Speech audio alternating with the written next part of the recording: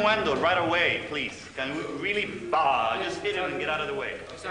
It's right. It's immediate. It's not, you know, you don't hold it. They're not listening. Our approach is that we're dealing with the individual musician. Every musician is a source of inspiration. They'd call us the headless wonder, or they would say, this orchestra has 26 conductors.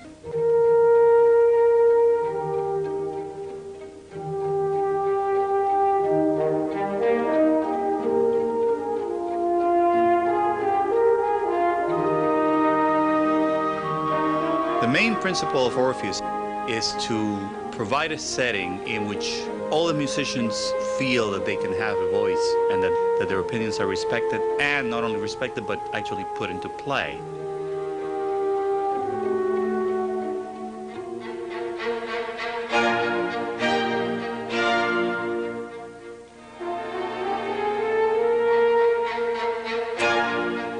I don't want to say that the main principle of Orpheus is to play without a conductor. That's very obvious. The reasons for not playing with a conductor are for every musician to feel the personal responsibility.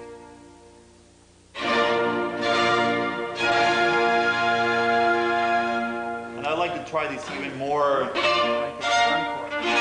Yeah, not quite as And then in the fiddles, the solo, when you have the beat up, up, up, up, the second note sounds equal to the first note. And it might be nice to They might really... just be accents, I don't know. Huh?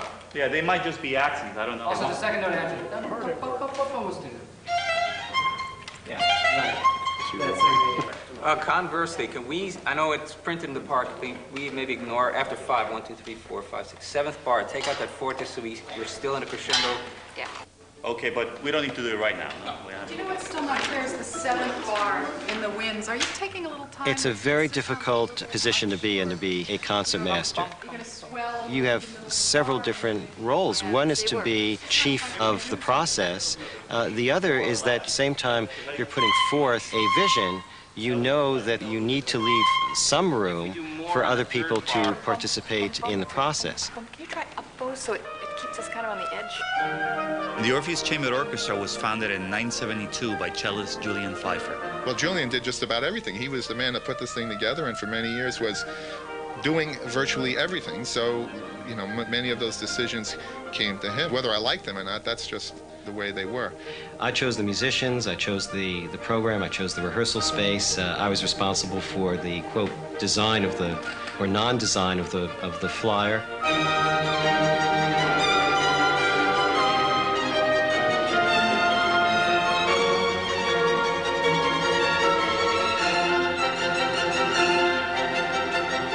You know, and many of us were fresh out of school, and we sort of looked around at the musical life of the city. We didn't want to go audition for orchestras. We didn't really want to do what it seemed like some of the older freelancers were doing. And so we wanted to have our own group and sort of make the world new. Quite an idealistic thing.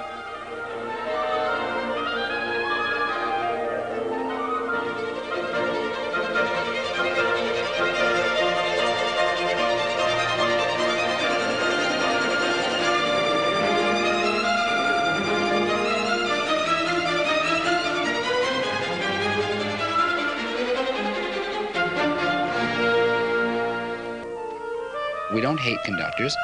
When you have a conductor, people abdicate of a huge portion of the responsibility to him. If he says play louder, they play louder.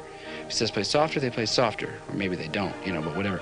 Right. Well, we're all collectively doing the job of a music director. Yeah, we're all listening to everything as a whole.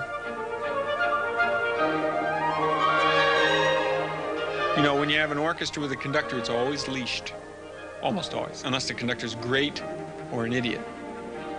In Orpheus, the energy that's there doesn't get leashed. It's there, and then it starts to go.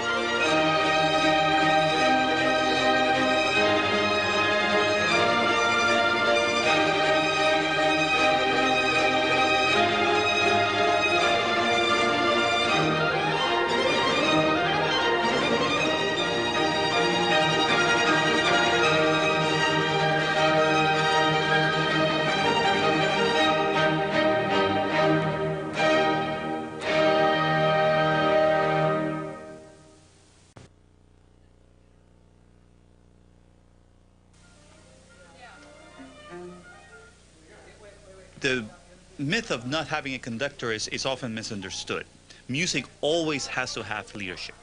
And in our process, it's a group called the core.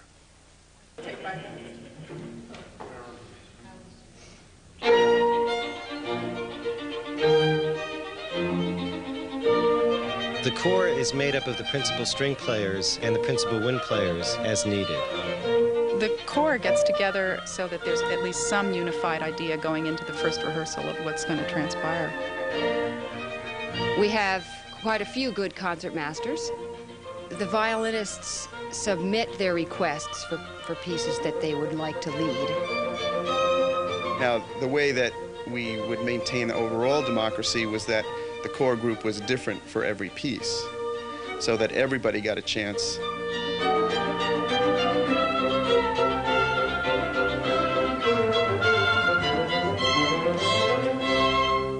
So, now what? The second theme, I have a problem with the on the string second bar of the second. Oh yeah, do you? I hear this very sunny, you know, and this less. Then. I'm just the opposite. Yeah, see, I hear the second measure as a blossoming. Can I play it? Not rushing, if anything. I feel like the bass line is pushing that instead of the opposite.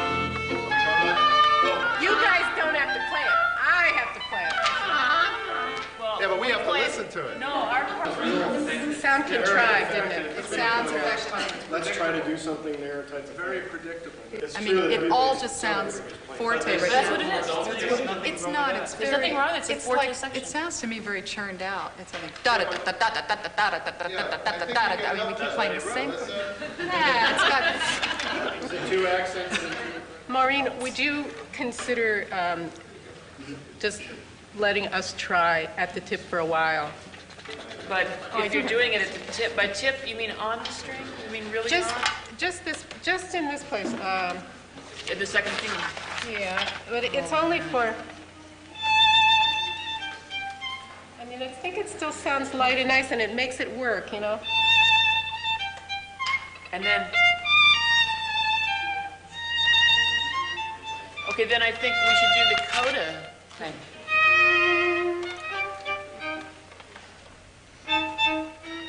Fine. Then And then why? But why? Why not? Oh, why not? Okay. Okay, I don't know. We have developed our own rehearsal technique, the chamber music style, knowing when to accept in a democratic sort of way when your idea is just not going to fly. It requires a degree of trust. Then the group begins to function ideally. That's going to be your thing today. I see It that. is. It really was. It's different. Anyway. Is that hard to do them on the string, even if you use a big bow in the first note? We can try like that. I don't see, I mean, you see, where we differ is, I don't think that it has to match. Yeah, especially this spot doesn't have to match because it's such a mysterious. Yeah, I don't feel it does. I mean, I don't want you to be bothered, Maureen. It's not It that could be. No. I don't think If you like it so much. I'd rather do it off the string.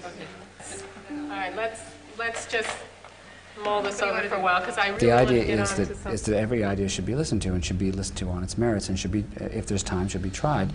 And the beauty of that is that when it's your turn to give an idea, you know that your idea will be heard, and so you need to in turn listen to the other people's ideas because otherwise the whole thing breaks down. You know, it needs to always go both ways. And so if you're in a position of leadership now, you need to listen to the ideas that are coming at you. And if an idea is really terrific, a lot of people will think it's a really terrific idea, and it'll get adopted. So if an idea is really terrible, it's only going to take a few seconds to find out, and then everybody goes, "No, I don't think so." And then let's go. But at least the person had the floor for a minute, and they feel better than if they didn't get a chance to to say anything. Part of that personal responsibility to the thing too, which is empowering.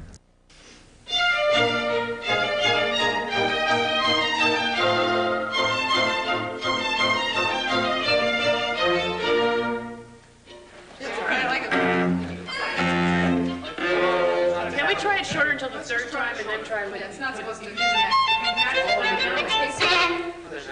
Yeah. It's obnoxious. It's like, I just don't think that's what he wants. No, but that's listen, no. Because we don't have the low end. No, we just have to decide, is this funny or is this trying, are we trying to make it, it's funny! It's funny! That's great. Double bar ringing short note. But funny. I really want to take a break. Let's get it finished. 9.